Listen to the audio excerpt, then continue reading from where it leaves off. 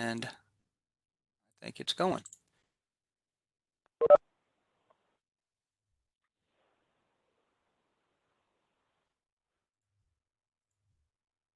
Okay. On Sirrus, I'm going to cover, I never assume anything anymore, so I'm going to jump back. I'm going to come up here and click on this menu bar in the top left, and I'm at the account view right now. There's the account with your growers, then there's the farm view and the field view. Here's my point to you, is you can come here in the account view and hit this edit button, and you'll notice everything I have currently downloaded is what's in the top piece out of my AgX account. But I've got all these other growers, farms, and fields that's down here on the bottom section that's still in my account. And I can download any of that if and when I might need that to be able to utilize that in the field. A question always comes up, how many acres and years of data should I actually have downloaded when I'm working with this? And, you know, I would say this, my best answer to that can be something like this. Whatever you need for the next several weeks and months, and whatever seasons of data you might need, download that. You know, if you've got 30,000 acres of data or 150,000 acres, just don't download 10 years of data on top of that, because that's going to take space and it just really eats into that speed of the system. But if you download a bunch of growers, the growers aren't really the thing that takes all that much space. It's the actual layers of data and everything. So I want to show you here. So you can select a grower, like if I select this Aaron Detroit, and if I hit done to that in the top right, you'll notice Aaron is downloaded, but it doesn't stop you from going ahead and working in the rest of the program. The second thing I would show you is I'm going to click on the settings button right here. And this is rather important on this sync setup. On the second option here on the general settings, set your seasons here for all the data what you would download onto your Sirrus from your AgX account, and you'll simplify your life as far as the speed and processing of this. Now you'll notice most of my stuff, my scouting is 2020, and a lot of that's only one season back. But you'll notice my soil sampling set back to 2016 because I've got a few growers that I work with that were working off the 2016 soil sampling series in the rotation thereof. But you'll notice my nutrient and fertilizer recs and my surface analysis. I've got the nutrient and fertilizer recs going back just one season, but my surface analysis, I'm taking that back to 16. And the imagery, I'm going to click on this tab to the right, and you'll notice also you'll want to allow for the download of the data type for the imagery. That means the Sentinel or the Landsat imagery, that if you're running a Sirrus Premium, which means you have the capability to download that imagery ahead of time so that you can set up the span for when you want this to start and end within your crop season. So if I wanted to do this for 2020, I'm going to hit this plus sign down at the bottom of the screen, and I'm going to come in here and tell it I want to start from today's the 17th, and I want to take this through. I'm just going to slide that over to the right with my finger, and I'm going to go until October the 1st, let's just say, and I'll hit done up in the top right, and now that sets my season range for my download of my imagery, because you don't need anything before today's date. You don't want anything probably after that date, that like what I did with October 1. So it gives you a time frame of when it starts and when it stops. If you want to download imagery in the past, you can synchronize images from the last so many days for some of your growers. And the ideal of that would be you could take and show them imagery, let's say from the 2019 season, and possibly if you're doing a presentation or something trying to upsell your services to your farmer base, you can show the farmers how this can be utilized within the scouting piece, which we're going to cover here in just a minute. So that deals with the imagery as far as that side of that goes.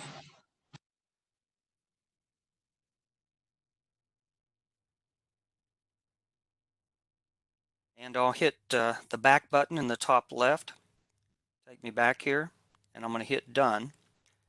And I'm going to go down to one of my field boundaries. So I'm going to jump in here to this Aaron Miller and go down to the farm. And I'm going to go down to one of the field boundaries here.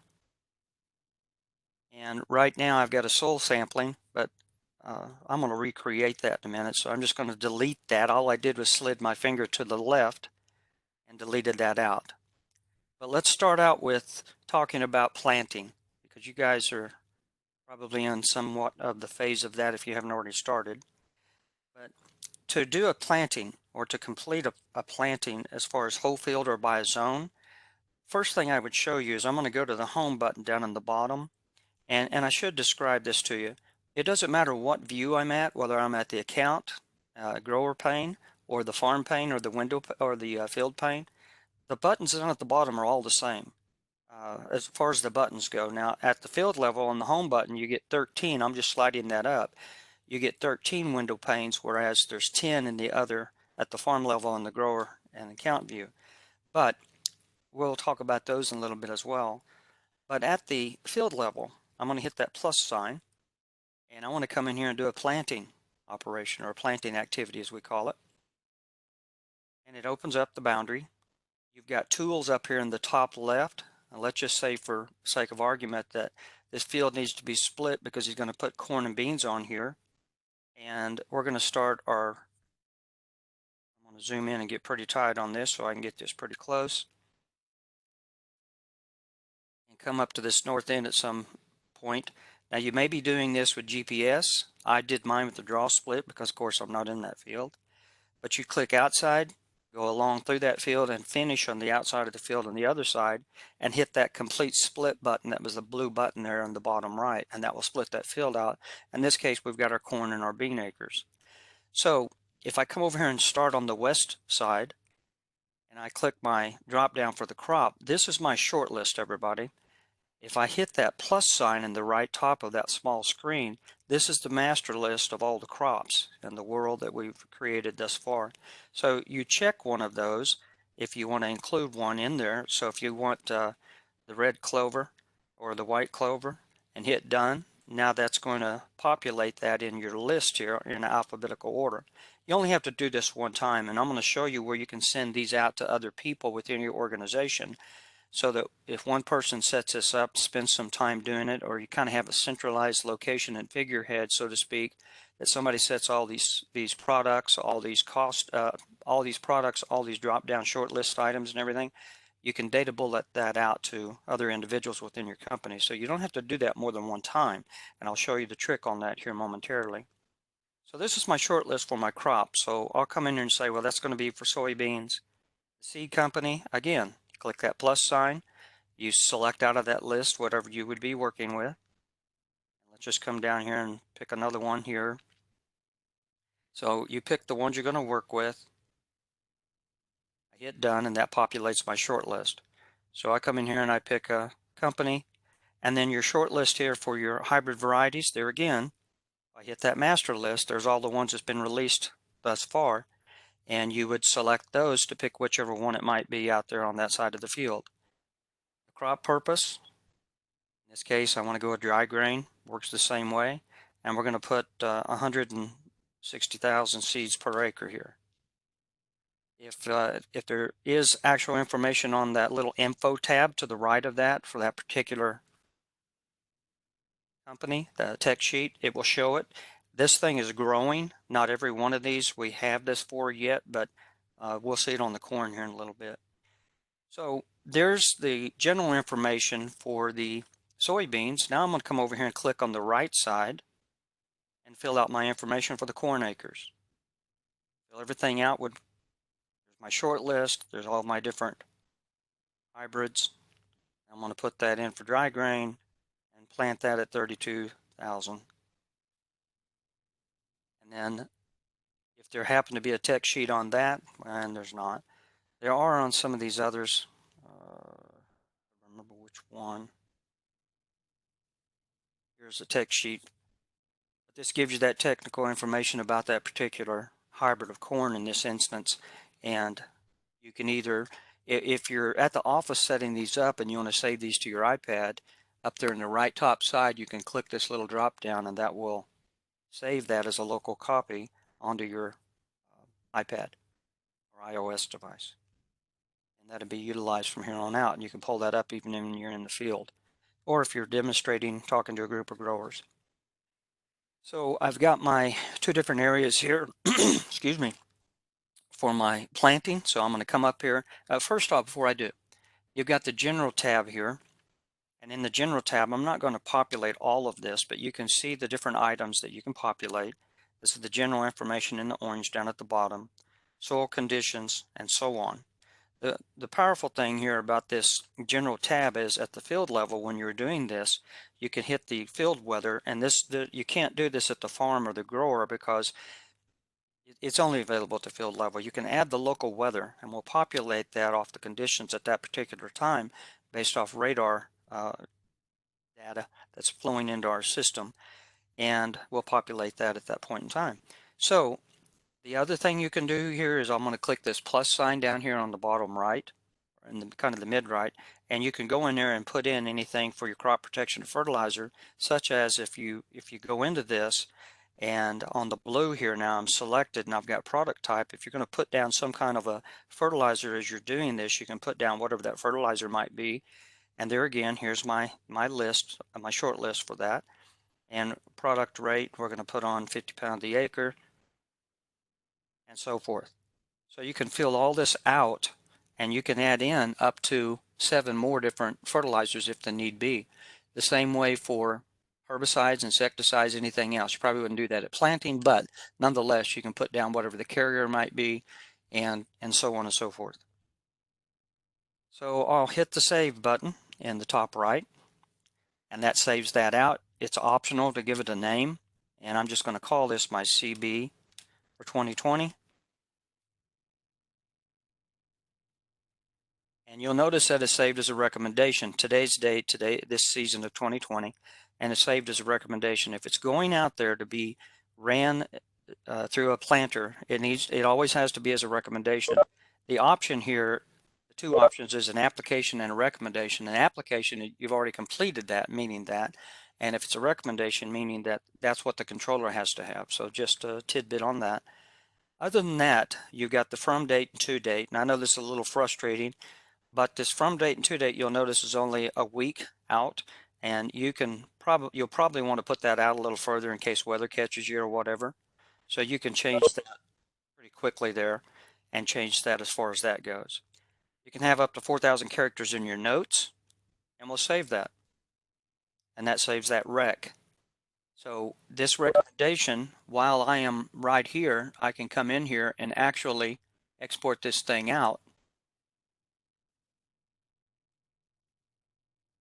So if I come down, or if I come up here to the right top side and go to the options, I can send this out. I can also do a quick report, everybody, and I'm going to show you several of these. But if I hit the quick report first, what you see is what you get. So I'll just take this default name and hit OK, and it generates a report off that data that we just saw with all that particular set of information in this report. And you can hit that upload arrow in the top right, and you can email that if you have your email set up. This isn't my main iPad, so I don't have my email set up, but if you did, you could include that in your email. You could, a lot of times what I'll do, I say this all the time, but I'll put it in my notes if I'm out in the field or whatever. I don't go out that much anymore, but when I do, I don't have internet connection, so I'll save that to my notes, and then when I get back to the office, I can attach it to an email at that point in time. And if I go to my notes page, that's just going to save that as a PDF for that particular quick report. So I'll hit done up here in the top right.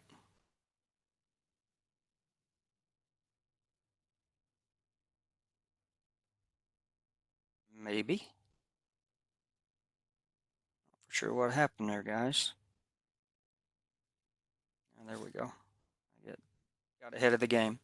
So again, I'm at the field level. I'm at the report phase, but I just clicked close report. So if I go to the send button up here in the top right, I can export this out. And the reason why you would use these three should be pretty straightforward, but the data bullet piece would be if you don't have an AgX connection with somebody built up to share data back and forth, you would have to data bullet that out to that individual. And this is also, I'm going to kill a couple of birds with one stone here.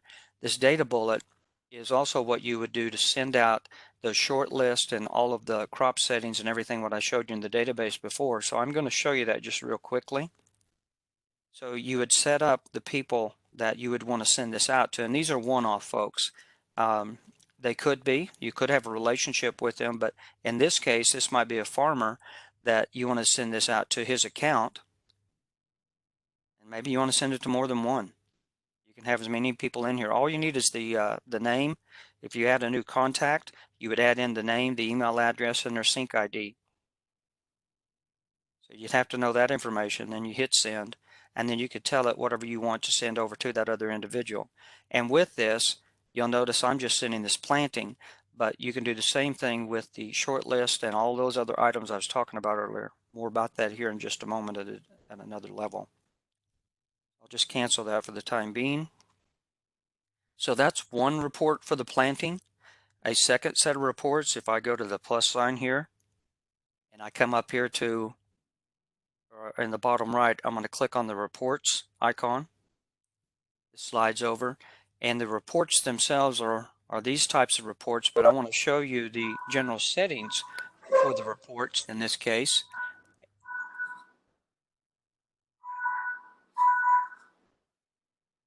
And the general settings is that little kind of a gear looking button up there in the top right. I'll slide that, it slides over, and I can put in my contact information. So this is going to appear on every one of my reports, no matter what the reports are. Every report I have in the entire system, as well as it showed up there on the quick report earlier. You can put in a disclaimer. You put in your logo for your company if you don't have a branded Sirrus. And I believe that's got to be 300 by 200 pixels if I remember correctly. But anyway, you can go create that, scan that, save that, and then point to that. This report order, I would highly suggest as you're working with that to put that in the event date. If you do that alphanumerically, it's going to get very confusing because you want to keep track of the events or the inputs as you're doing them throughout the season, and that's easy to record and straighten out between when you did that based off the calendar event date. Remove the satellite imagery on the premium reports. If you don't want that to show up on those premium reports, then it won't if you slide that over. But if you keep that turned off, it's going to keep the satellite imagery on those reports. We'll look at that momentarily.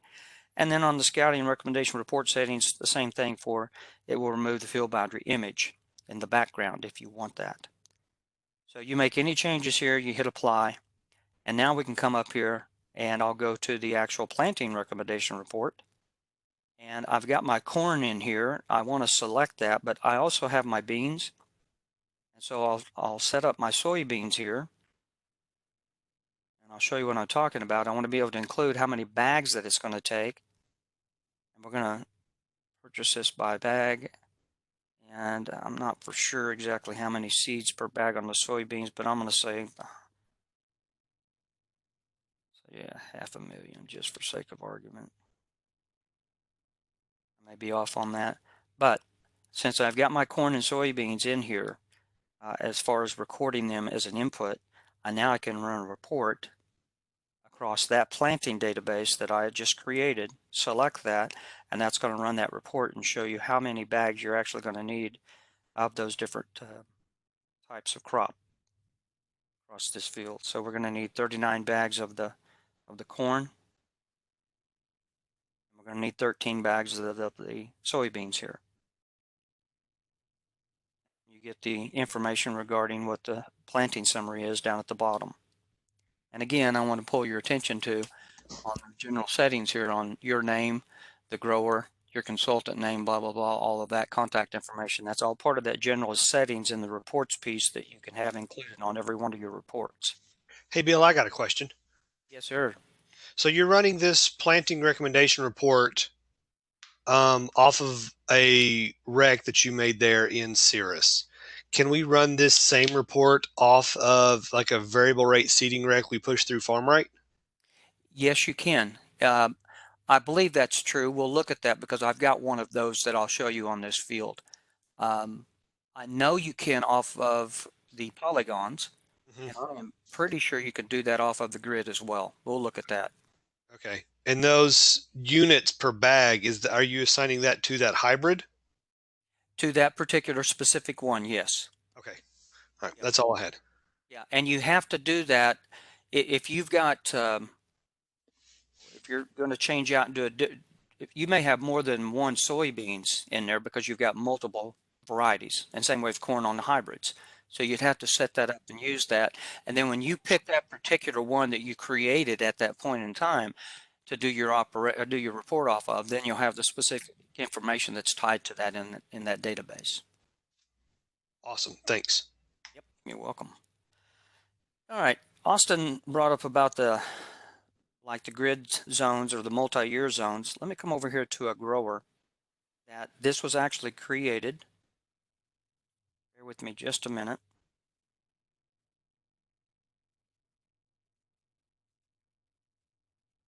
Double check myself. I'm at the field level at the home button, and I'm going to come up here to the field options, and I'm going to look at my management zones I've got on this field.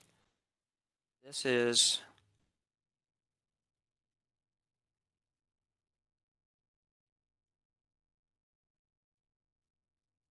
all I've got are the polygons. This is actually the corn planting zones back in 17, and I got to pulling my cobwebs out of my brain here. I'm pretty sure this is the zones. It might have been the soil type, but regardless, that is a polygon map that was generated over on the summit side of the equation through FarmRight and then pushed down to me here. And if I go through this, now that's off the soil type. So with that being said, let me come back here just a minute. I'm going to go back. And here at the field level, let's talk just a second about how to take a soil type map and do this is what we're talking about. But this could be the same thing that's pushed to you as far as a variable rate planting that's based off multi-years off those zones. Anything that you can think up, everybody, if you've got the data, we can create the equation to do the output for what you want. A lot of times that's incumbent upon the quality of the data itself. But nonetheless, if you've got the data and you know the question you want to ask, we can help you to generate the types of questions that you want to ask on the FarmRight side, which does all the processing and the high level analysis work and all of that. That will generate that output that you're after. And that doesn't happen overnight, but get with our support team here, either through support or through Duncan Mayer, and follow up with those guys or your account manager, your sales rep that you're working with, and we'll help you to figure that out. We do that all the time. Here at the field level, I'm going to come back here to the field options in the top right. Where I'm going with this is using a soil type map or a zone map to do the actual planting off of. So I can come down here and I can view the soil type halfway down that list, and it generates the soil type map on this field. And at that, actually, I'm going to go back over to that field I was working with, everybody. I want to build that database up on that for something I'm going to work on here in a minute. Center field. So back here at this field, I'm going to click my drop down. I'm going to view the soil type on that field. It downloads those soil types. You'll notice here that there's 4 different ones down there. And I'm just clicking through the attributes in the database. They're on the center where it says map unit name. But nonetheless, I'm going to come up here to options and I'm going to plant with this soil type map. When this pops up, it's going to show you the different soil types across the top. Now, if that's going to be one crop and one hybrid, or one crop and one variety, then I'm going to select this multi-select button and I'm going to pick each one of these. So there's the Canisteo clay loam, which is 9.8 acres. All I did was click on this top up here. Now I'm going to click on the Nicolette. Now we're up to 73.4 acres. And my point is I'm clicking on every one of those soil types across the screen, and you always want to pull that over to the left a little bit to make sure that you got all of your soil types, because you may have more out there. But there's only 4 general soil types. So I've got my 132.9 acres. And here's the reason I'm doing this. I've got all 132.9 acres because I'm going to plant corn, and I'm going to plant some particular hybrid of that corn, and I'm going to plant of that company, and I'm going to pick whatever that's going to be for that hybrid. And I'm going to come in here and generally This is all going to be for dry grain, and we're going to put on our lowest seed rate population is going to be 30,000 seeds per acre. But everything's getting assigned that right now, getting assigned to 30,000.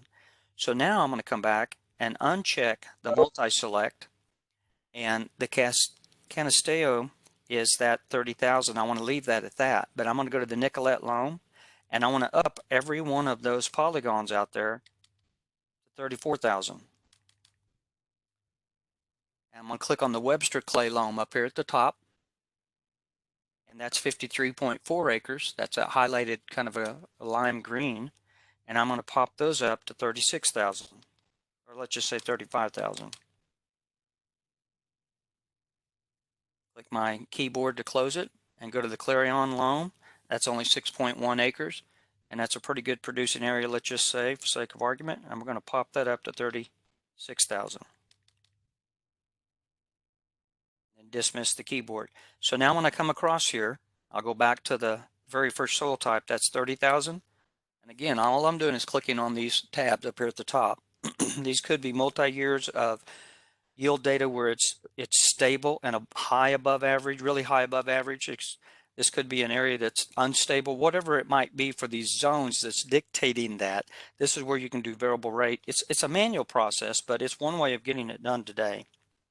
So I clicked on the Clarion, and that's at 36,000.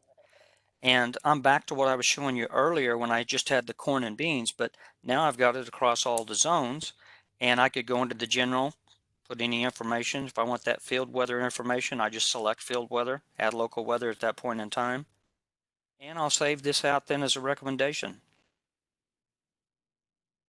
And you would change the from and to date to be appropriate for what you're working with. So I'll save that, and that gets saved as such with the different seed rates in there. And if I go to my options, again in the top right, I can do a quick report over this. I showed you that earlier, but we could send this out. So if I hit that send button, we can take this out. Now I'll kick it out as a shapefile to email it to a person. So if you're up at the grower level doing this, or at the farm level, you may want to zip these up, but since I'm at the field level, it's going to be quite small, so I'm going to send it out unzipped. And it's pre-selected that planting that I've got, and I'm going to hit the upload arrow. And then there again, I'm back to either emailing that to my customer or to myself or whatever to be able to get that out there on that particular controller. Okay, I'm going to cancel there a second. The other thing is you go to options, and I'll go to send again. Think of the send as export. You can go to the wireless export, and you can send that out if you're using the slingshot modem or my John Deere. Either one of those. And I've had some issues with the Deere, but I'm going to try this.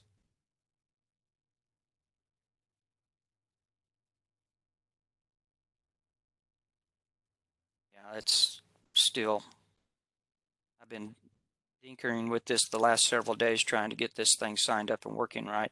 But if you had that set up correctly with your myjohndeere.com account, you could send that out wirelessly. Now, if this was actually a fertility recommendation, and you did this to the slingshot modem, you would pick whichever would be the correct one there to do this with.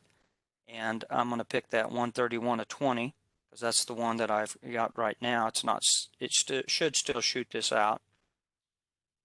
And I'll just hit send. And it's pushing that out to that field computer or to that slingshot modem unit out there in the field. And within a couple of minutes time, it shows up on it and you're good to go. So that's an option for doing planting by either 2 zones or multiple zones is what I just showed. And I'll move on from here. I do want to come back in the top left and hit the back button. I want to create a report off of that. So I'm going to go back to that add button down at the bottom center. I'm going to click the reports in the bottom right. And this time I can do a planting recommendation again off of this. And since I've got this set up for my corn, if that was set up correctly, then I would go through and just run that. So I'm going to select that. It's not, but you would have that set up for that proper one. And this is what Austin was asking earlier. You would pick the one here that would be the correct one, which would be this second one. And if I run that, it's going to go through and run that based off of what our inputs are and tell us how many bags we actually need of that company and that hybrid variety. So in this case, it gives you that information, 57 bags across this field. And it's going to do the variable rate based upon the color correlations for what you set that up originally with. So again, you'd hit that upload arrow and you could email that to your customer or save that to your local device. Now, I'm saying all of that to you. If you have an AgX relationship built with the people on the actual,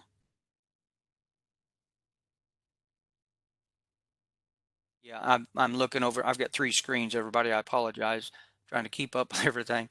Wes asked if we can display the total units needed on the quick report, and I think I just showed that. But yes, you can do that, Wes, and anybody else that might have questions, please send them like Wes and Austin has done, and Chris B to me here. So back to what I was discussing. If you have these AgX accounts set up in a relationship with other people, I showed you how you can save all of this, but if you're pushing this out, if you're building this, let's say one scenario at the office, and you're pushing that out to some of your other compatriots within the company, you can come up here or come down here to the bottom right and click those little double arrows, and that's going to push that up to your account, and they would sync on their side, or if it was Sirrus, it would do it automatically and pull that down, and it's going to show up over on their iOS device, whether it be an iPhone or iPad, and that will show up. So that's the other option to get data, is through those AgX relationships. And I'm going to go up to the account view just a second. So I'm hitting my menu bar, and I want to hit the back button because I've learned that a lot of people don't always know where this is at, but it's only at the account level. So I've went back up to the account view. I click in the map in the center, and I'm going to pull up or push up the window panes. And down here in the bottom right, you can actually access your AgX page, your AgX account, right here in the bottom right where it says need to manage your AgX connections. I'll just click on that, and that's going to open you up to your AgX login website location, and you can log into that.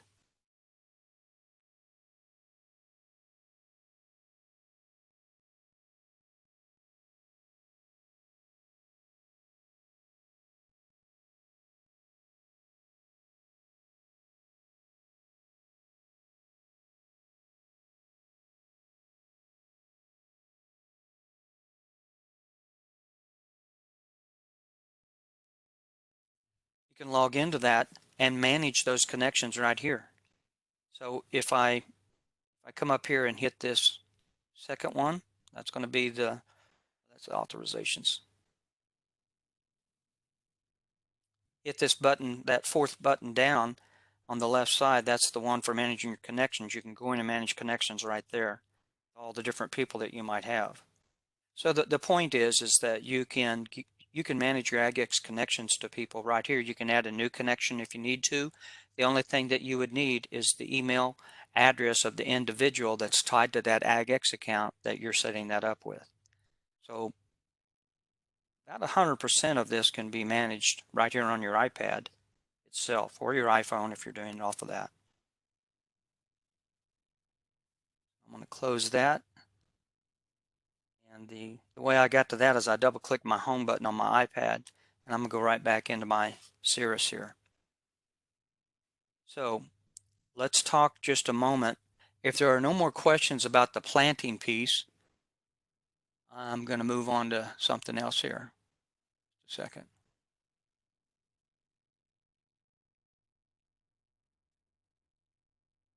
One of the questions being asked is, when you're creating a planting rick with multiple crops, does that affect your imagery at all? And the answer is yes, because it's definitely going to affect how that imagery is going to look based upon what's planted on that field. So everything in our system is tied to, of course, the spatial foundation, which is the field boundary. So if I come back here to Aaron Miller, and in regards to the question that was just asked, if I come down here to the activity, I'm at the field level, and down here in the bottom right, I'm going to click on the activities button, and I'm going to go to that one that I had created Um, that's all corn, but go to that one I'd created earlier, which is the corn and the soybeans. The imagery on that field is going to look different, yes, by all means, because you're going to get different reflectance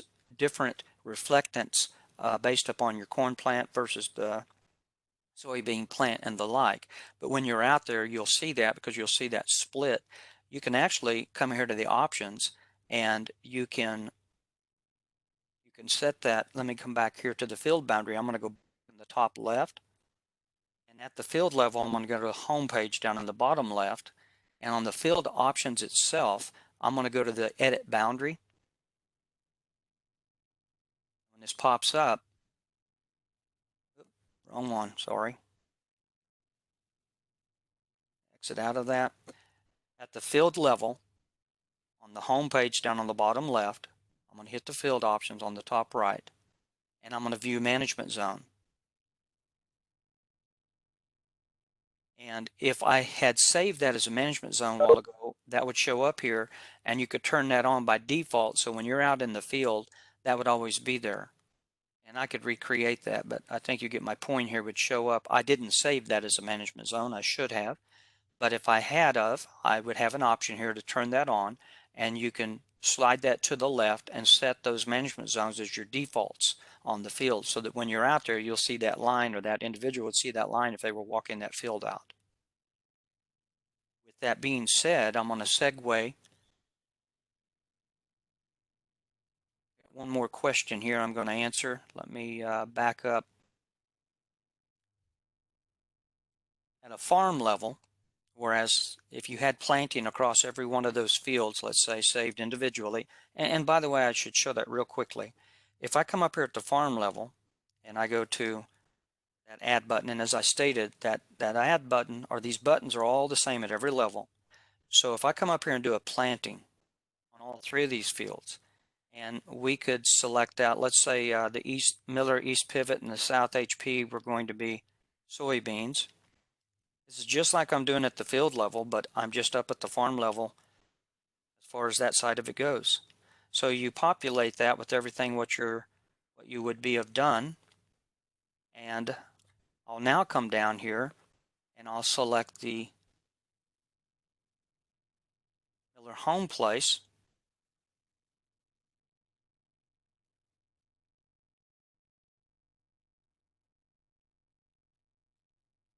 I'll come down here and select the Miller home place and I'll change that to my corn and fill that out what's appropriate. Whatever company, whatever hybrid, and the like. And I think I have my, oh, that's what I'm doing wrong. You're going to fill this out for one crop and then come back and do it for the second crop. And so if I fill those first two out, the two top ones for my corn and save that, set the units up, save that out. Should be able to do that though, guys.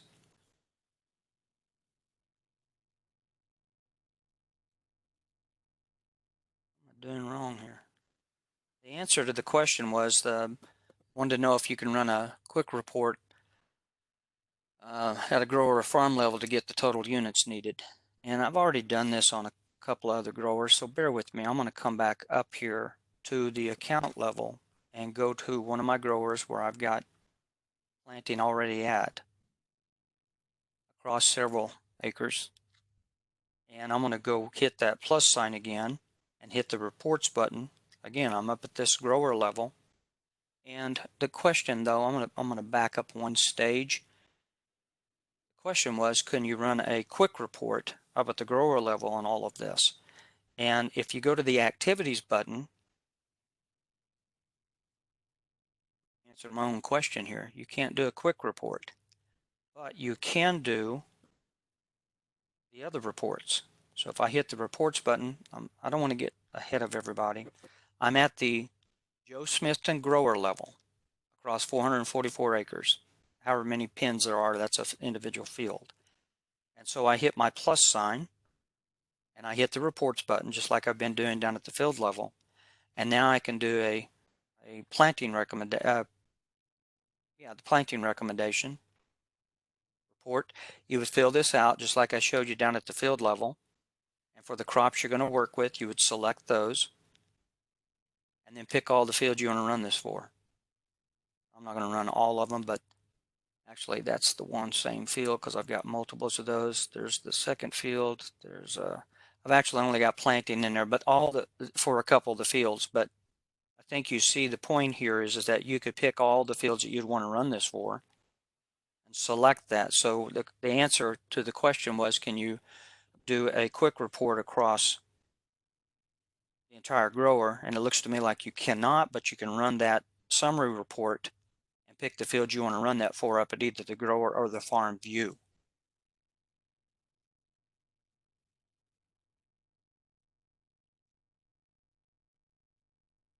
I have another question about when sending a variable rate seeding rec shapefile to a grower through Sirrus. Is that all they're going to need for their controller to run that variable rate? And the answer is yes, because that's going to send over. It's going to either zip it or unzip it, however you sent that to them. If you send it to them zip, they're going to need to unzip that, and then that's going to give them the whatever you called it, field one corn.shp, field one corn.shx, and field one corn.dbf. You'll need to send all three of those to that individual because that's the shapefile contents. And then they'll click on that particular shapefile on their system. All they'll see is the .shape, but you have to send the DBF and the SHX because all of those work together for that controller to be able to read that shapefile with the DBF embedded in it in order to be able to read that rec for the planting. So yes, as long as that individual on the receiving end knows to select that out in the field, and he's got different hoppers or however his controller and his unit is set up, it reads that perfectly. Good questions. Okay, I'm going to move on to, if I don't have any more questions, another question is there any reason to try to make the recs through Summit if we can do this through Sirrus? My answer to that would simply be this. It depends on how much time and effort the person on Summit has. If somebody on the Summit is doing this, the long and short of it is that you can do every bit of your planting recommendations if they're by whole field or if they're across the entirety of the field or if they're by the zones like we're talking about here and you have access to those management zones. You can do all of that on here and you can save the office person that effort and then you can share this back over to that individual. So the answer would be you can do the majority of that. I'm not going to say all of it, but you can do the majority of those recommendations. If they're whole field or by zone, you can do all of that on Sirrus. So you could save time and effort for your processing person back at the office on having to create those.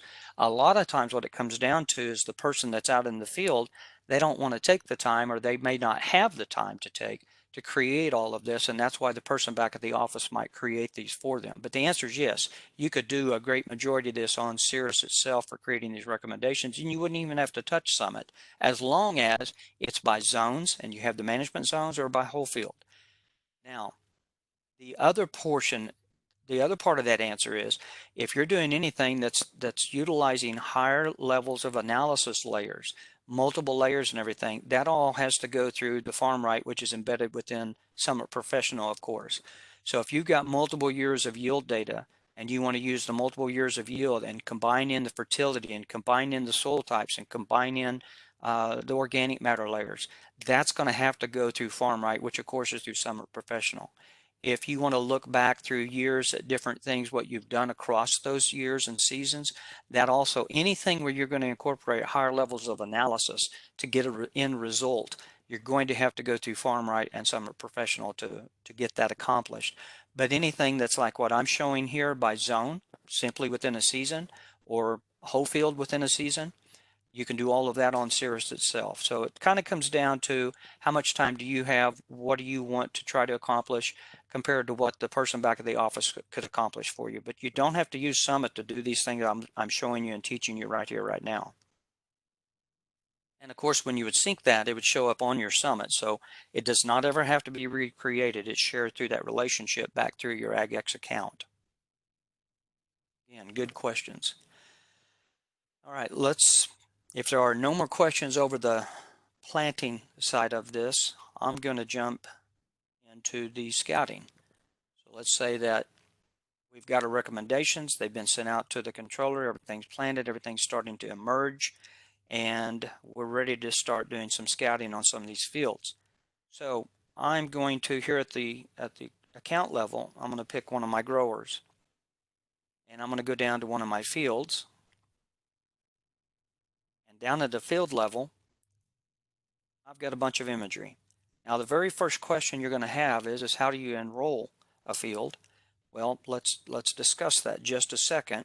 So I'm going to come back up here, and at the farm level, which is where I'm at, I'm going to click here in the view, and I'm actually at this field level, but if I go back here to the farm view, as I was saying, and I go click in the map view, so I'm at the farm level. I've clicked in the view for the activities down there on the bottom right, and I've got the imagery option here. You can click on the activities, which shows you your layers. Your surface analysis would be what had been ran through FarmRight and Summit Professional and pushed down to you. There's all the layers and so forth. But I'm interested in the imagery for this example. So I'm going to click on this Enroll Fields in Premium Imagery. And this shows me all of my fields that I currently have received there in the top left. But if I want to enroll fields for this new season, I'm going to hit the enrollment button, and I'm going to pick the fields that I want to enroll. Okay. I'll click that, and you can, in this case, I'm going to pick the ones that you see me selecting right here. And I guess there's only 3 that I have for that particular. Yep. There's only 3. So you pick all the fields that you would want to enroll. Set that enrollment date if you hadn't already set it. Now, I set mine earlier today, so it's already set to that. And enroll. And those fields now are enrolled in the system. Now, they won't immediately download the imagery, but what it will do is if you want to look in the past, remember I was showing you at that earlier today, I'm going to hit the back button here, and I'm going to go to the home view and hit the menu bar up there in the top left again. And when you slide that over, notice guys and gals, if I hit that slide over, you've got that general settings button up there, that gear looking button. So I'm going to hit that gear button at your general settings, and you can access this from a account, a grower, farm, or field level itself. But where I'm going to is this. I was showing you this earlier today. On that imagery, I click the sync setup in the second one in the top left, and I click on that imagery tab, and you can set your date ranges right here. Now the reason mine showed up 417 is because that's what I have set up. But if you want imagery in the past, if you did, you would synchronize that for however far back you wanted to go. And this way you can go back a full year if you wanted to from the point and date of time. So that's where that's coming from as far as being able to retrieve that imagery.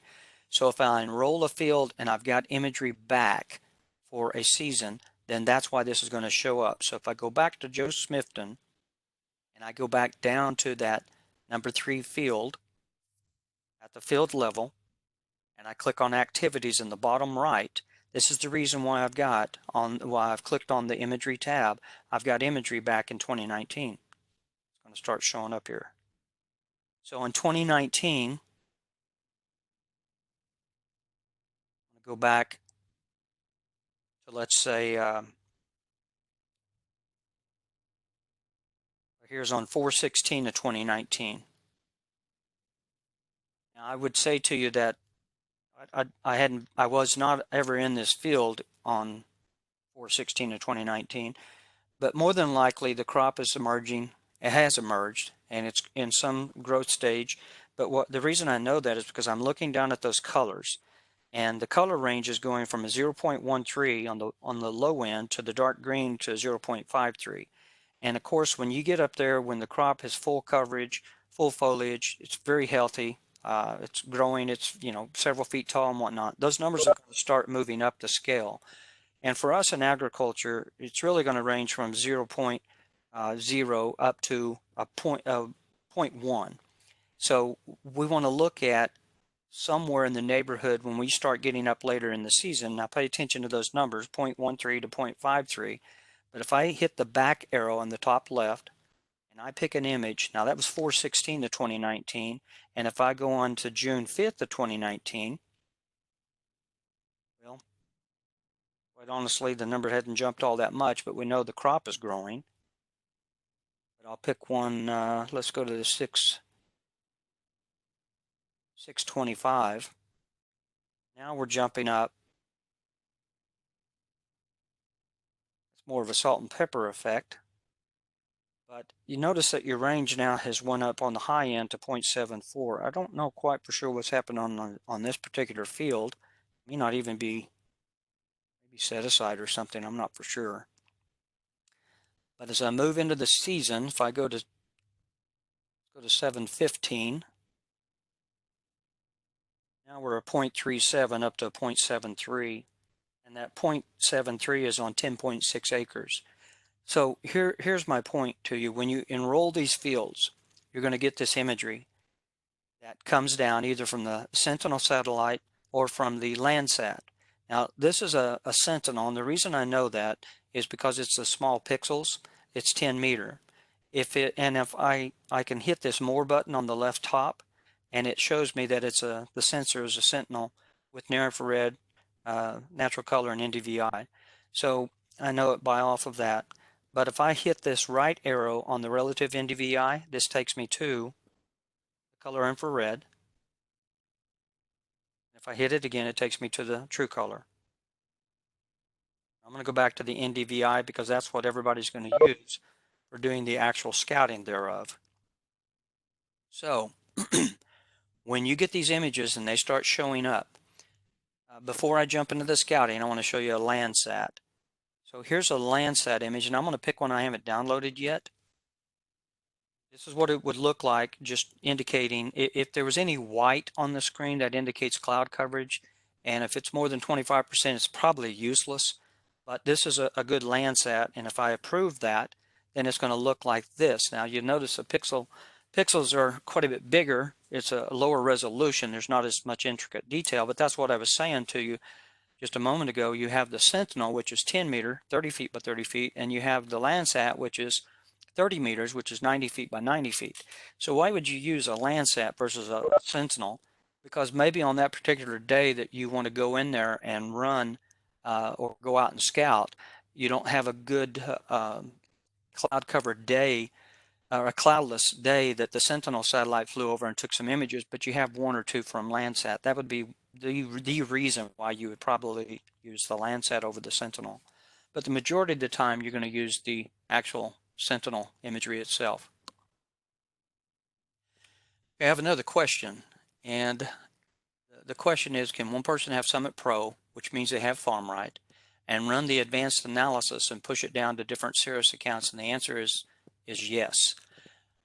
For the person that would, let's say that you have a person back at the main office that's your processor, and he or she gets all the yield data being fed to them, all the fertility, all the scouting, and all this, and you have some algorithms up in the cloud that you've built through in collaboration with us, and that person can run all of those analysis queries and statements and everything and create those new layers for planting, for whatever, and then that can be synchronized. All they'll need to do is sync that, and then that's going to show up on all the people within that company that have a relationship set up with that main processing location. They're going to receive those layers.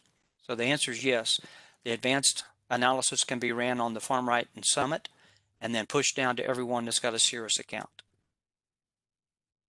And then, of course, at that point in time, if those are multiple zones or whatever the creation there was of the data, those can be utilized on Sirrus in the field for whatever the inputs might be. Good question. So I'm going to hit the back arrow here, and I'm going to come in here to my 20 season because it's downloading some 20 imagery. It's probably I haven't even downloaded this yet, but this shows me that I've got field imagery.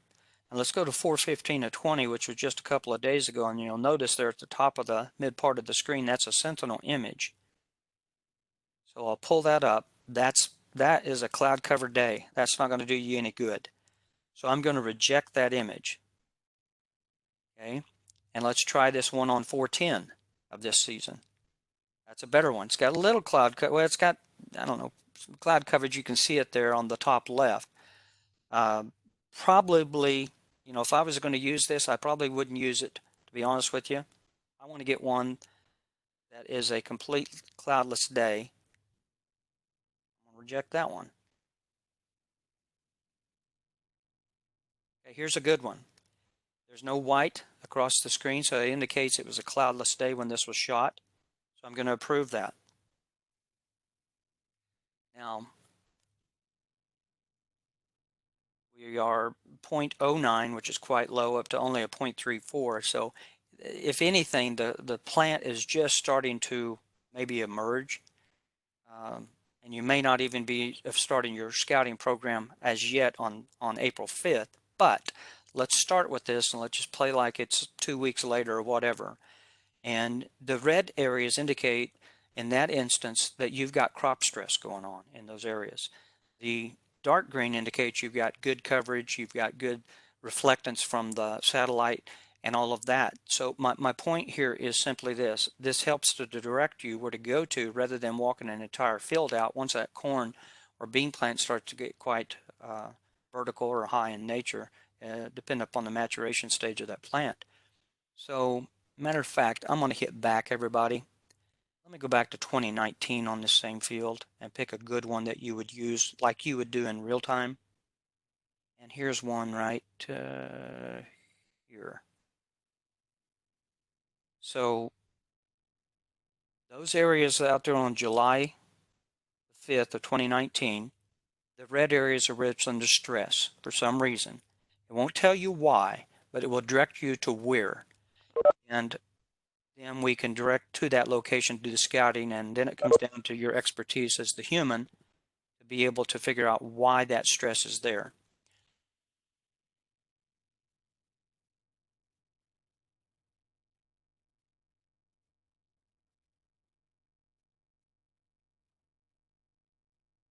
One of the questions is, can you separate imagery by management zone instead of field by field?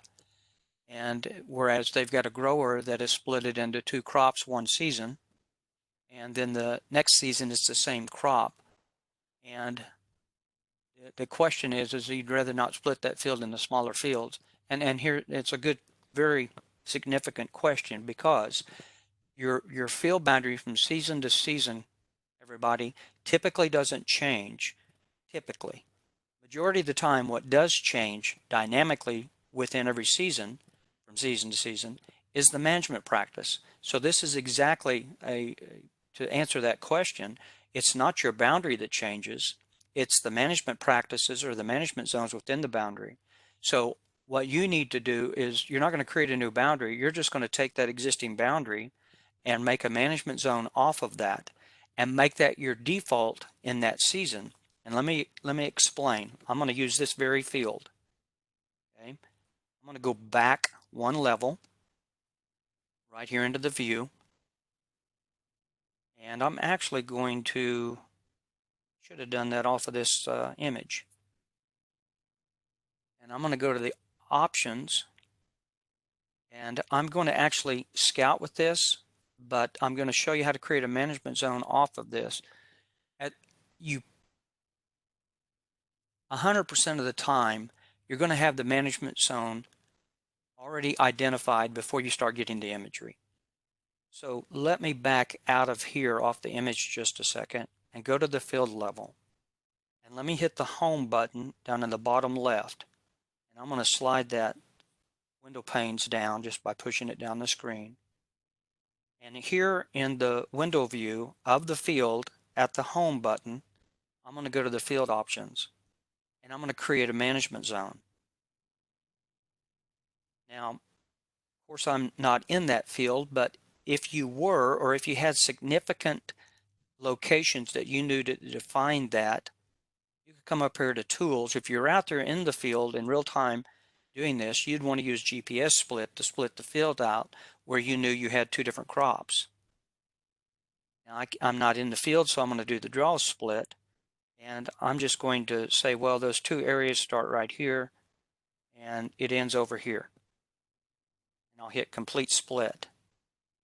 And I'm going to pick just the north part of the field, and that crop's going to be my corn.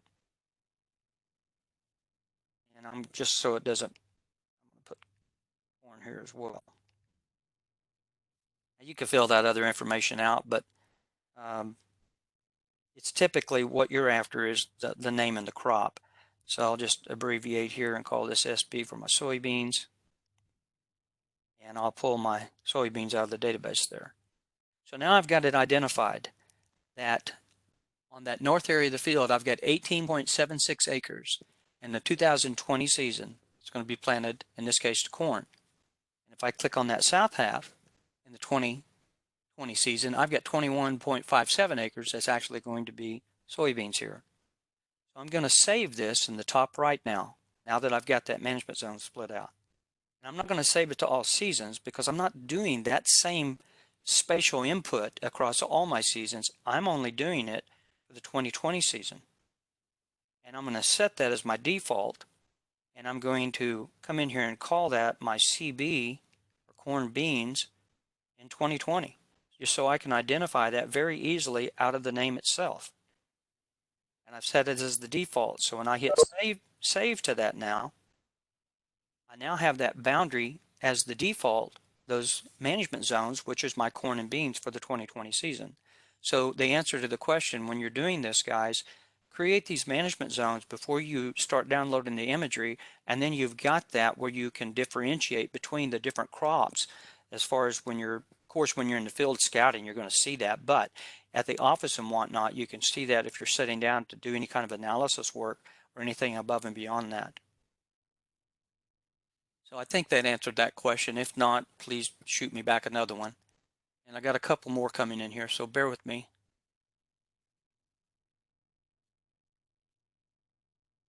The question is, and it's a good one, when you're converting the natural color satellite image to a scouting map, does that run through FarmRight and count toward your acres on the billing side? The answer is no. And here's why I'm telling you. I'm going to go back up here. In other words, does the imagery that you sign up for, is that charged towards your acres on the FarmRight processing, or is that charged in your account? Different people have their accounts set up in different ways for how we invoice. So, but it doesn't matter how it's set up. There's no charge on the satellite imagery towards those FarmRight managed acres at all. So I'm going to hit the, all I did was hit the menu bar. I'm at the field level. And I'm going to hit the gear button up there in the top left, or the settings button. And I'm going to come down here to the premium on the bottom left, down there on the left side where the star is at, premium. And here's the difference between the free version and the premium version.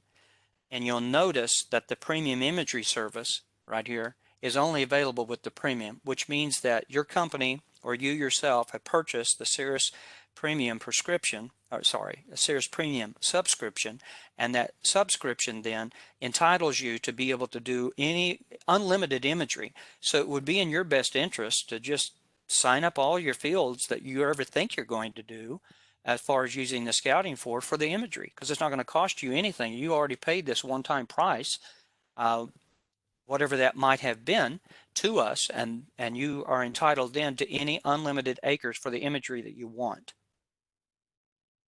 And I'll just scroll that up a little bit. I will show you that when it really starts to differentiate between the free version and the premium version, and I'm showing this to you because I've had this brought up to me in many of my training sessions. This is always a statement. This has been a statement in years past. It seems as though as you guys at ProAgrica are putting out Sirrus in the hands of farmers, and isn't that kind of competing with us? And it's not. The reason why we're doing this, our logic behind this, and it's all driven by this, that farmer also collects the two most important layers of data that you guys as service providers needs, and that's the yield data and the planting data the bulk of the time, as we all know.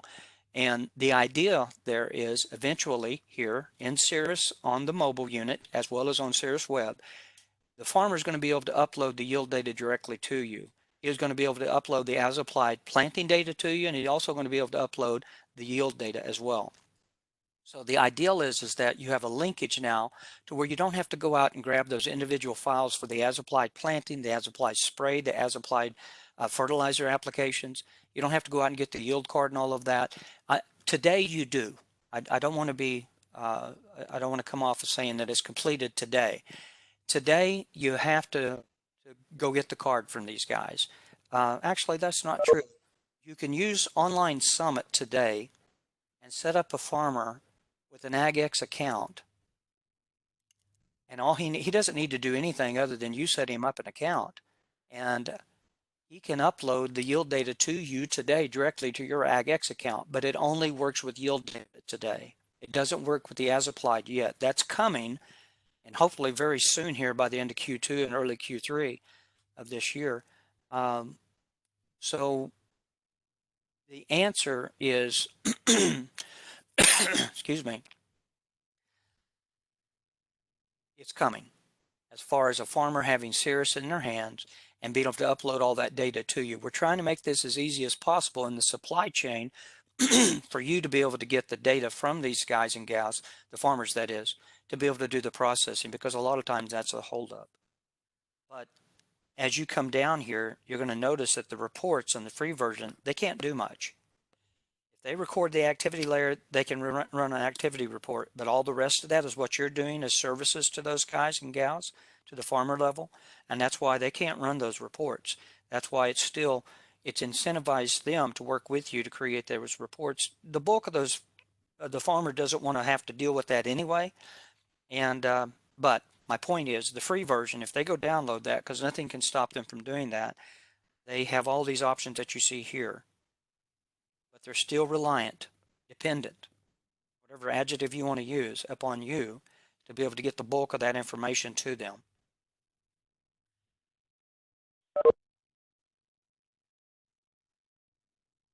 Just a minute, I've got some more questions coming in. I'm trying to read these.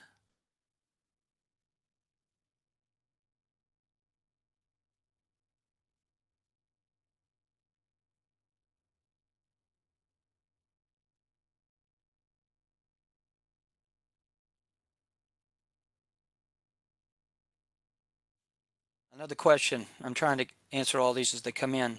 Can Summit get yield data from Climate or My John Deere? And the answer is yes. If you're set up with each of those accounts for the conditions and the agreements and everything with them on your Summit, you can get that data brought directly over and then pushed down to your Sirrus as far as the yield data.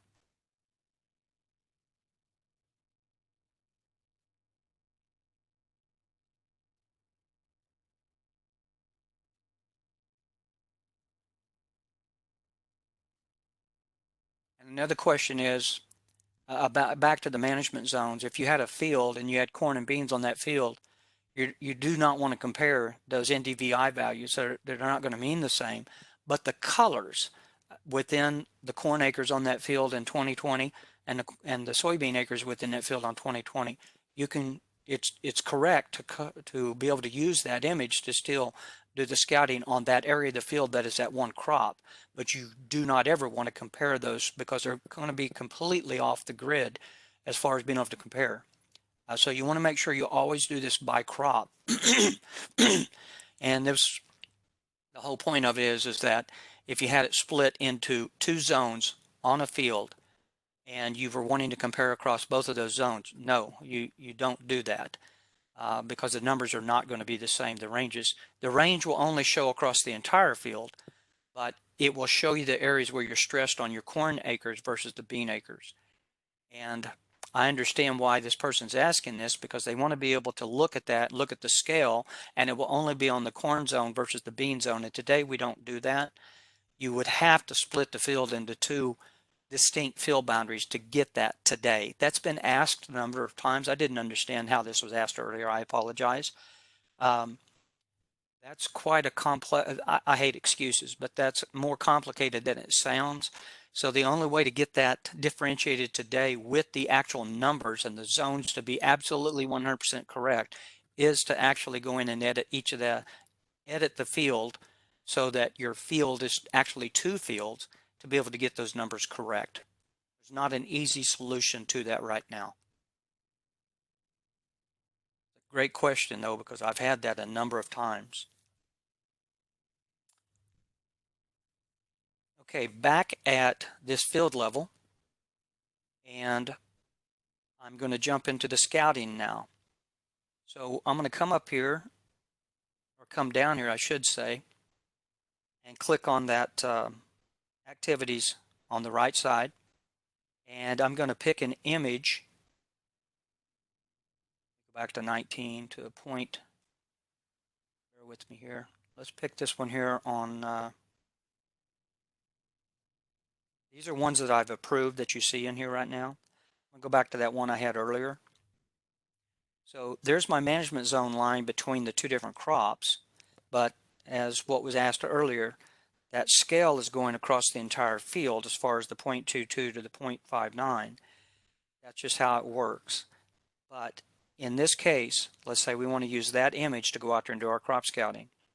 So I've got the image, I've received it, I'm at the field level, and I've got the image pulled up. You'll come up here in the top right, and you'll go to Collect with Image. And with that, we're going to do a scouting. So I'm going to come down here to my scouting activity selection. Now notice, guys, that I'm going to close this just a second.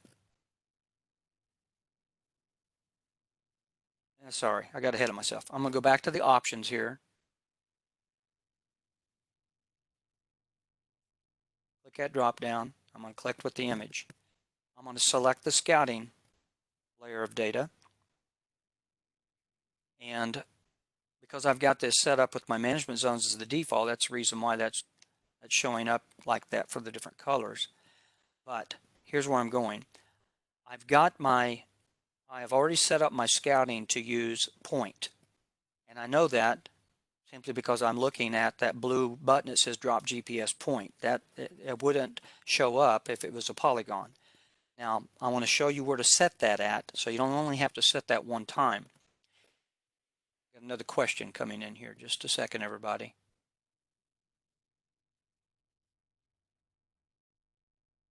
Question is, can you create a customized legend on the NDVI to sort, break the crops apart?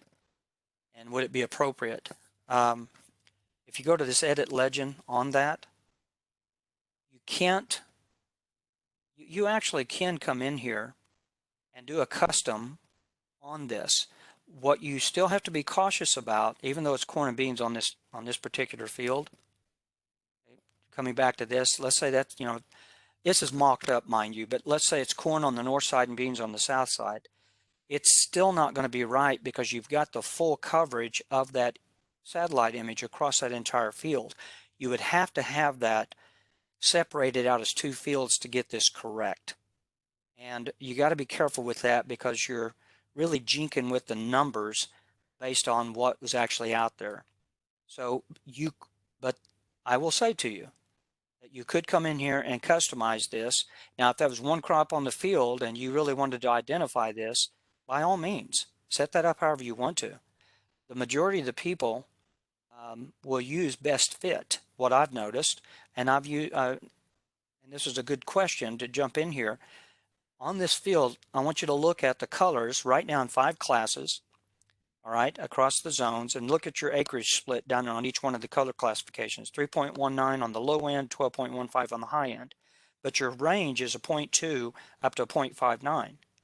If I go edit legend and I select a different way to do that, and let's say we go with best fit, and we go with 7 classes, and we save that, that's going to change the look of the field entirely.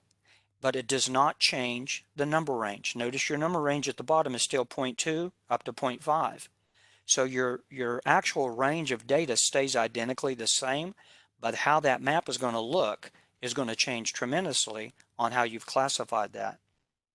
Now, because I went from 5 to 7, we can only show 5 classes at a time, but if I slide that over, it shows me my other classes out there up to that 5.9. So if I go back to that edit legend on this image, come back here, I made a mistake. I said to you that most people use best fit. Most people use actually the equal records. If I save that, that looks like that 5 class map, but I only added 2 more classes into it. These are fantastic questions, everybody. So the direct answer is no, you don't want to classify that when you have 2 different crops out there and customize that, because it's not going to mean the same. I would argue. I would probably, if it were me and that was corn and beans, probably, I'm going to tell you, I'd probably separate those fields out if you want to. I know that's a lot of work, and I know it's not the easiest answer, but if you want to keep this thing correct to the crop that's growing in that crop season, that's my best answer right now. Now bear with us, because we're looking on how we can do that and more automatically set that up, or it would do it by management zone, by season. But today we're just not, we're flat out not doing it by management zone. It's the entire field. But let's go back to using this image, sentinel image, 10 meters. We're going to come up here and we're going to collect with this image, collect data. And we want to do our scouting. Now, I said to you earlier that I have this set to the drop GPS point. I'm going to come back, I'm going to cancel just 1 second and go back in the top left back to here, and I'm going to click on that settings button up there in the top left.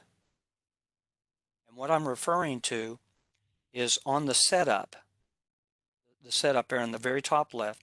You'll notice over here on the right side that you've got excuse me, when you're doing your scouting collection, how do you want to do this, by point or polygon? All I'm doing is clicking on that, and it changes between the two. So if I'm going to always do this by point, set it to point. The other, and that way it won't ever ask you again, no matter what grower, farm, or field that you're at. Think of this as kind of your global settings, as far as the global settings for everything for every grower. The scouting schedule. Do you want to revisit that field every 3 days? Be reminded by us. Every 7 days? Be reminded every 10 days? What's your rotation there? Early part of the, every part of the season, early part of the season, you may want to change that to a pretty low number. And I'll show you where that comes into play. But we have it set to scouting type by point.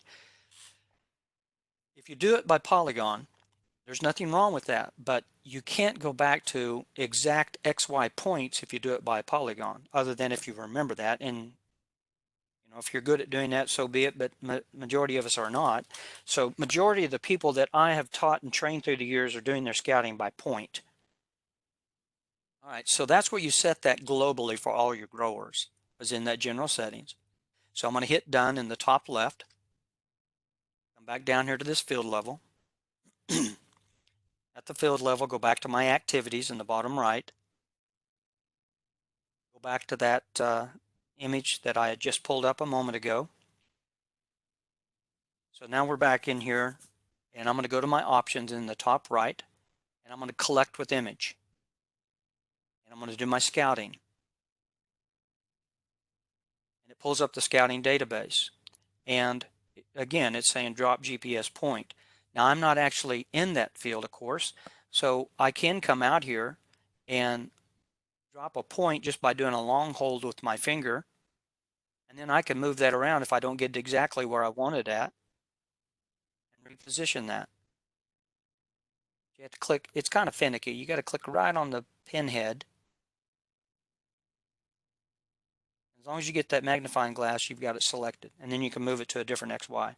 Now, why am I showing you this? Well, a couple of reasons. Number one, I'm not in the field. Number two, you could actually pull the imagery up, set out the waypoints, if you will, where you want the guys to go to, and save this as a recommendation for them to go out and scout. And then when they would pull it up, they could walk to those locations. And They would, of course, have to have GPS turned on to be able to see that, and then populate that with what they find out in the field.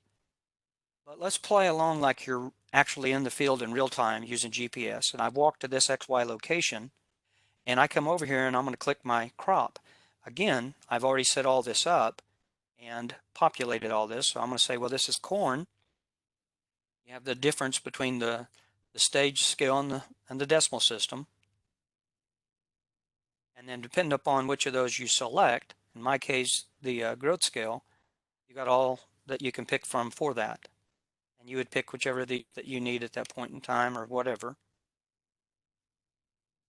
And then as you go down through here, you can fill out all the rest of this information, crop condition, population that you may want. A lot of information in here. Now I'm talking about at that XY point, that's that green push pin. That's where I'm tying the data to. So I walk to there and I notice I've got a weed pressure.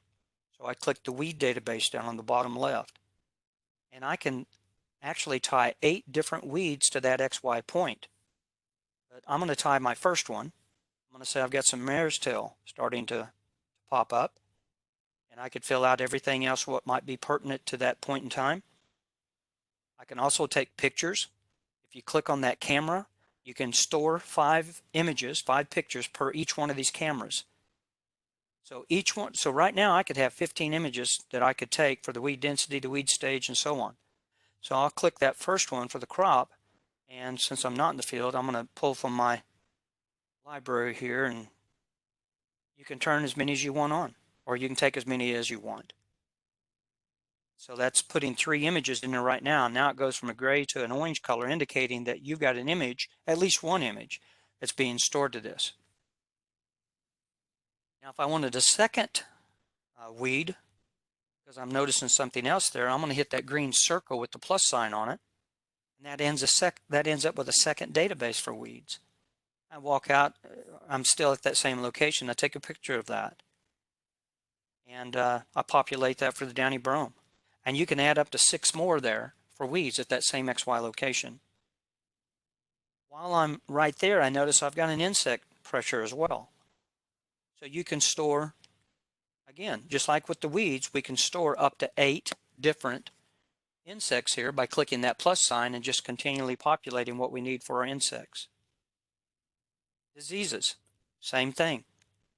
You select the disease, you click the drop down.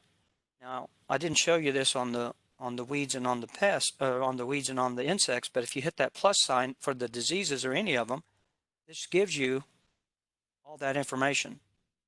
And you would make your short list from that. And by the way, I should point out that this master list, as we call it, is going to be regionalized here. I think it's coming at the end of Q2 or early or mid Q3 of this year, quarter.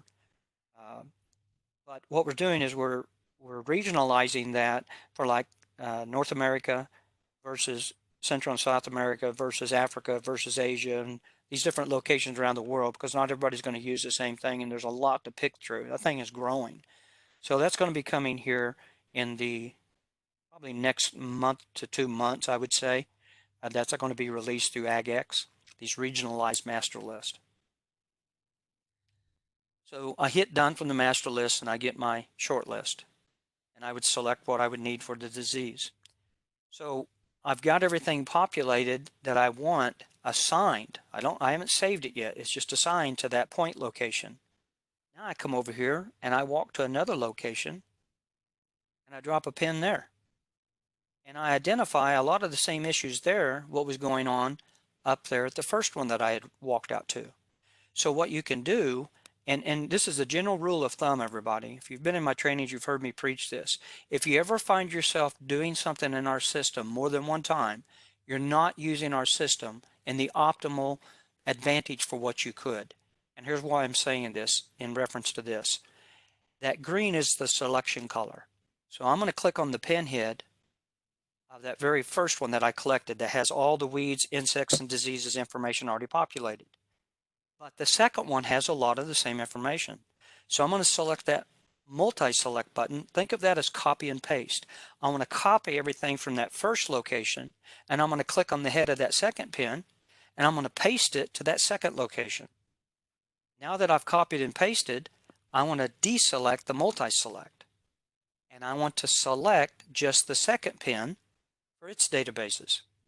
And in that second pin, I come back in here and I notice that I don't have any Downy Brome there. So I just delete that out of the database for the second, but I still have some mare's tail. So the point is that you don't have to enter all this information more than one time. You can use that multi-select, and this goes for points and polygons. If you have, anyway, just use the multi-select and think of that as your copy and paste tool.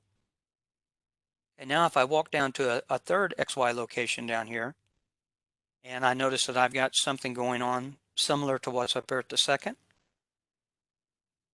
then I'm going to come back and select that and do that same thing and copy and paste that to that third XY location, and then go into that third XY location and change anything what I might need to that's different there than the first two. When you get finished, and I should add also, you can go into the general information over here, and you can add in general information. As far as the operator, you can have up to 4,000 characters for the comments, soil conditions if that's something that's important, and the field weather. And again, we'll populate the field weather for you if you hit that Add Local Weather tab. And with that being said, the last thing here is if this happened to be a pivot, then you can click that little blue pivot looking button right here. And what we'll do is we'll take a shot of this, what you're getting ready to set up. So I'm going to choose one of my irrigation methods, and let's say this is a center pivot. And you'll pull this around to wherever that thing might have been setting at. So let's just say it's setting right there at 69 degrees, whatever. And we're going to set the pivot to that point. Now this field doesn't have a pivot, but I'm showing you in case you do have fields that have pivots, and this is important for you to track where that arm was at that point in time. You can save that to where that travel arm was at and finish that, and that will, it's going to tell you, it's going to save that as an image, and we'll go look at that in just a second in our report. Okay, that saved the image to the actual report, but I want to save now the entire operation or the activity for scouting. And you could give it a name. If you don't, we just call it scouting. But it's today's date, this season, of course. We're going to save that as an application because we've already scouted. We're done. But we do want to save and create a recommendation for the crop protection and fertilizer. Now it's showing you that it's got that image picture, and it's saving it with that information in there. And I'll just hit the save button. That saves the scouting operation or the scouting activity, and it jumps right into now what we can do for crop protection and fertilizer, because we told it that we wanted it to create this for us. Now in here you could go through product type and you could fill out pesticide and the product and everything what would be appropriate for what you're going to do out there on the field and the rate and all of this. And you could add a second herbicide, and you could add a third herbicide and a fourth, all the way up to an eighth with the carrier. Nothing wrong with that. You come back here to the tank mix. Come back here to the a new product type and do this again for an insecticide and a fungicide. Nothing wrong with that. Okay, but that's the slow way of doing it. What I would highly suggest is that you create your tank mixes. I'm going to use one I've already pre-created, but then I'm going to show you where you can go set your tank mixes up here as soon as I finish this. So I'm just going to choose this tank mix option, that button in the orange. And if you had recent ones, I'll just click that to show you. Here's some recent ones that I've got on the bottom down there. You could use those recent ones that you have done for other fields, other growers. But if you have tank mixes set up, you can automatically pull your tank mix what you want to use. So I'm going to choose this Spring Early 20. And this is one I set up with these products. Now some of this may not work perfectly in the real world, but you get the idea what you can do here. Again, you can have up to 8 herbicides, 8 insecticides, 8 fungicides, and then of course your whatever your carrier might be. So I'll apply that because I've already pre-built all of that. I'll just say continue, and now I've populated that 18.8 acres with that information. What you see there on the overhead, or see there within the databases. And with that being said, since I'm not going to do anything on the soybean acres, I'm not going to do anything on that south end, which is 21.6 acres. Maybe I want to, maybe I don't want to, but my point is, since I have that management zone in here now, and I've got my corn up here and I'm going to do something different for how I'm managing that, I'm only going to do that on the corn selected acres of the field, the 18.8 right now. So I'll save that now that I've assigned that tank mix, and I'll save this as a recommendation because everything that's going to go out to a controller has to be a recommendation. You can set the date. The default is 7 days. You can set that down as narrow or as wide as you want that to be. And we want to, of course, save this as a recommendation with all that pertinent information. So I'll save that out. And it goes directly to that recommendation screen. And in here, it gives you all that information if you had filled any of that out. But there's the specific information that we want to send out to our controller. So I'm going to come up here in the top right on the options, and I'm going to send this out. And I could data bullet it or shapefile it or wireless export. And if I want to send it out to a Raven that's sitting out there, a Raven 4, let's say, and I want to slingshot that, then I would pick the correct one here that I'm using and just send. And that's going to show up on that screen out there in the field within a couple of minutes. And that person would have to pick that particular one for what they've got in, however their truck and sprayer is set up. They would pick that rate for that, assign that, and then you're good to go. I've done this a number of times with people. Same way, if I go back to here and I hit send, and let's say you're going to send it as a shape file, since I'm at the field level, it's going to be quite small, so I'm just going to leave it unzipped. And that's going to send that out. If you had multiples, you could pick as many as you want, but it's going to send this crop protection out. If I uncheck that, it only sends the field boundary management zone. So you always want to make sure you pick what you're wanting to send out. And it's pretty easy to see this when you only have one, but let's say you have 4, 5, or 6 in there. You pick the one that's appropriate for the timing of the season of when you're sending this out. And then hit your upload arrow. And then you could push this out.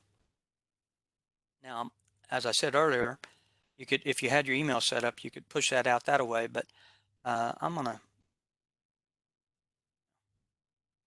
gonna mess with that right now. But you could, if you had your email set up, you could email this out to the person. You could save the file and put that on your iPad under your task, or this is going to be under your iCloud. But there's multiple ways to save those files and then access them later to push those out is my reason for showing you that. Okay, what about if you go a couple of weeks time, or sorry, a few days time. Now, two things here before I move into this. I'm talking about doing a rescout. I want to come back to that, but I was talking with you earlier about the tank mixes. How do you go set your tank mixes up? If you come up here to the account level, I just hit my menu bar and I'm going back to the account to the growers level, and I click in the map and I go to the home button on the bottom left. These are all the window panes at the account level, and you'll notice the very top left is add new tank mix. So you can click that and you can come in here and set up your tank mixes ahead of time to have all this completed.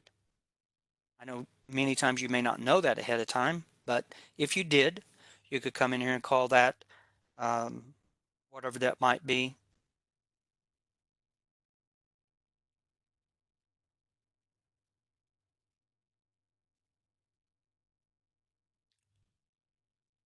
Fill out you have up 4,000 characters for whatever the descriptor might be of that. Your constituents, we have to start adding this in. We're going to say the total app rate, we have to add the carrier. If I hit that plus sign, that's the master list for what you can pick from, of course. And you can turn them all on if you're going to be using different ones throughout the season as you're building this. But we're just going to say it's water. And we're going to start adding our product in. And our total application rate on that's going to be 10 gallons an acre. Just say. You have to hit the plus sign to get the units. So that's going to be 10 is gallons per acre. And I would hit done.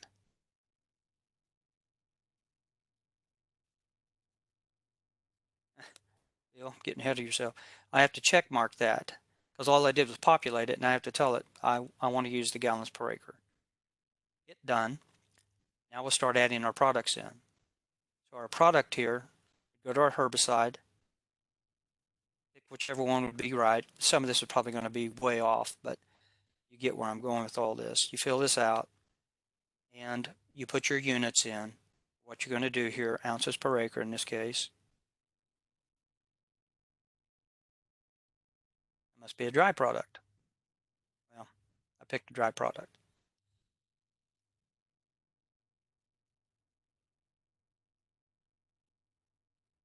Guys, once you would finish this, I'm going to exit out here. Just I don't want to spend a lot of time on that piece. But here's one that I had set up, added these herbicides, added the products into it. So once you get your products and your carrier added into it with your total app rate and all of that, and you get everything named appropriately, then you would save that in the top right. And that's going to then appear now in your list for your tank mixes as you go through the season. So this is why I say build these ahead of time if you have the luxury of knowing exactly what those are going to be. And you may not know all the rates, but you could build quite a bit of that, and then you wouldn't have so much to do when you come back in here. But this is at the account level. You're going to build the add new tank mixes. So I'm going to go back down to that field I've been working with. We're going to run some reports off of that. Back down at that field level where I've done the scouting, I'm going to hit that plus sign and hit the reports button in the bottom right. When this pops up, there's several things I can do here now. I've already run the planting recommendation report, but I'm going to do the product summary load sheet here, very top one. So I'm going to do the scouting and recommendation right now. So if I go to the select activities, I'm going to get all of my scouting and recommendations that I've done over time, but these are the two that I did today, and let's say I want to run both of those, and I want to give that to the grower or save it for my own best interest. That's going to show you a picture on the top right of where you actually went to, the numbers associated with that, and what those numbers are tied to for the pest over on the right, over on the left side there. So there's everything in the database for each of those.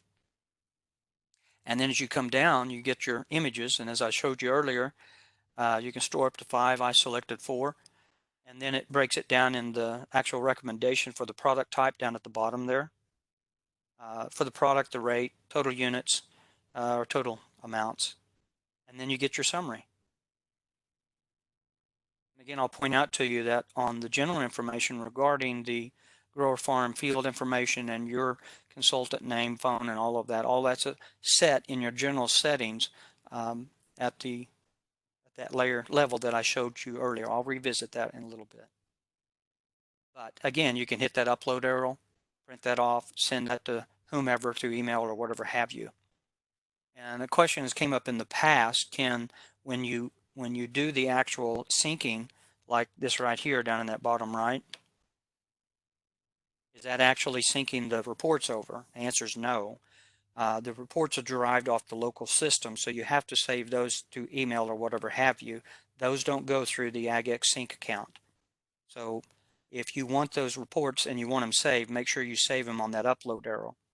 Again, if I create one here, go to the activity, show you what an activity looks like. It looks a little different than scouting and recommendation report in how it shows here on the view itself. It looks like this. So this is the activity report. But any of these reports that you would want to save, and there's the swing arm on that pivot in that lower left there that I saved a picture of, showing the degrees and everything else right above it. But the reason I'm showing another report is to show an activity report. But there again, if you want to save that, you're going to need to hit that upload arrow and save that to your notes, which is what I've done in the field a number of times. Now to save that to the notes, I can create a name for that and save that out, or hit the upload arrow. If you had your email set up, you could email that to that person, airdrop that, however you have that set up on your local system.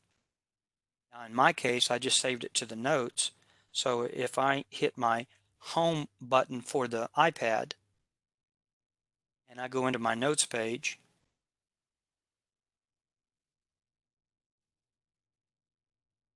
should have that PDF showing up here, and I could pull that up and send that to the printer when I get back to the office. So if you didn't have internet connection, there's a way to get around that. It's the way I've used through the years. I'll just hit my button down at the bottom, my home button on my iPad. I'll double click to show me everything what I have open, and I'll close the notes just by pushing it off the screen. And again, if I accidentally push Sirrus off the screen, it shut it down. But you didn't lose anything. It's still right there at where you had left it last. So if I hit the icon for Sirrus, it opens right back up, and all the data is still intact to where you were last. Now it opens you up at the count view, but you go back to that particular field, and all that information is still there. And as I populate this down at the field level, you'll notice all these window panes are starting to get filled now with information.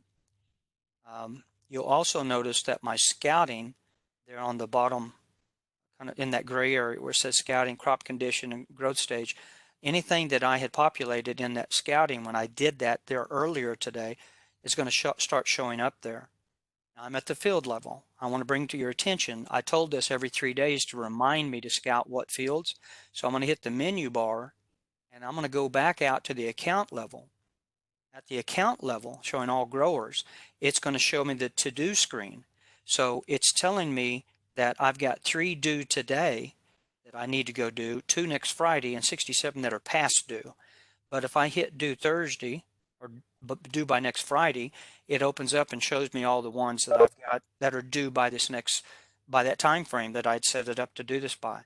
So you can use this product, Sirrus, to remind you of when to, if you're doing hundreds of fields, it's a reminder tool to help you keep track of what you've got to do and when as far as the actual scouting goes for the next rotation.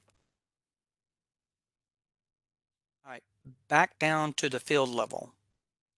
I'm going to click on back down to that field level view and come back to the plus sign again, the add button, into the reports. On these reports, I'm going to hit that, I said to you earlier, as far as that information that appears on the report, that's in that general settings that you set right here. And I've shown you this once, but I want to come back to it because this can save you a lot of time. But set all this information up for the contact information for all of that and apply that. And every one of these reports will pull that information and put that on that report, whether it's a quick report, activity report, scouting report, planting report, and the like. So that always appears on every one of those reports that you set up here in this screen for the report settings. Make sure you apply it. And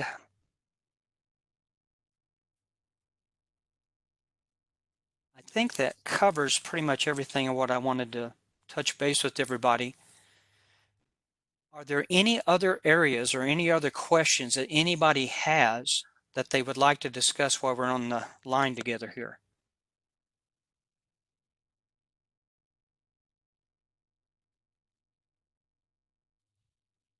Okay.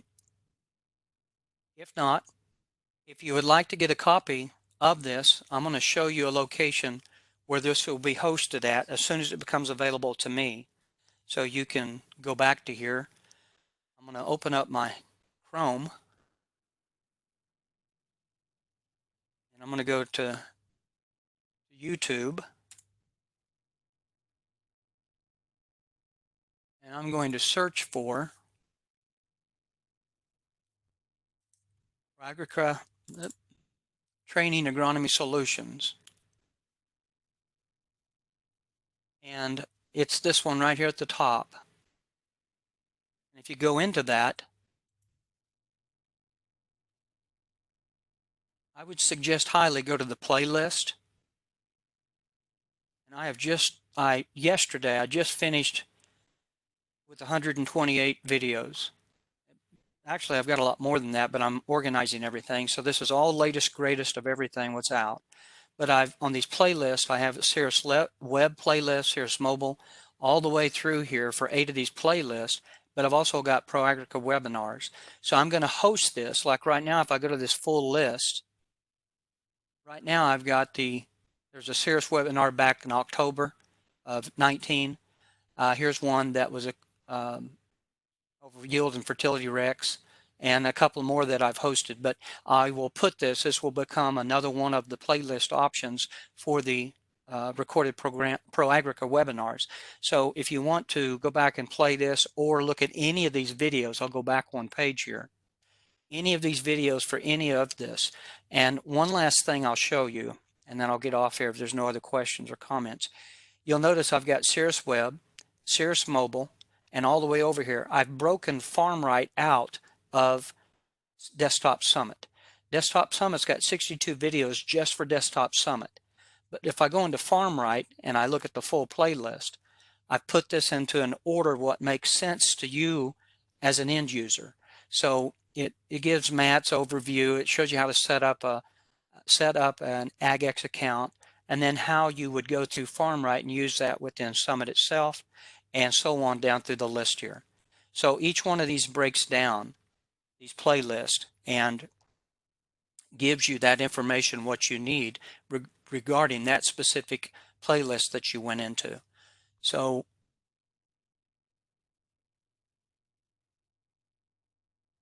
I'll tell you what I'll do. I will just copy this, and when I get off of here in just a moment, I will paste this in the mass email to everybody that's on this list, so you'll have this site. That way you don't have to remember all this or write that darn address down. All right, thank you everybody for attending. I hope you got some use out of it. As everybody's saying, we're all in this together. I'm sitting here on my farm. That's not a picture of my field there on the screen. I wish that it was. Picture in the background. Don't know where that's at exactly. But I'm sitting there on the farm working, doing more work than I've ever done, quite honestly, but enjoying the dickens out of it. But it's we are all in this together. So if you have any questions, please let me know on anything, and I will get with you ASAP. Thanks, Bill. You're welcome, Austin. And anybody else? Does anybody else have any questions on anything? All right, I'll take that as an answer as no, and I will put this video out there. Everybody take care, and I'm going to be holding more of these. I'm just kind of in a flux trying to get my schedule all mapped out right now. So I'll let everybody know when we're going to have another one of these here in probably another few weeks time, few days, if not a week and a half or so. Thank you, everybody.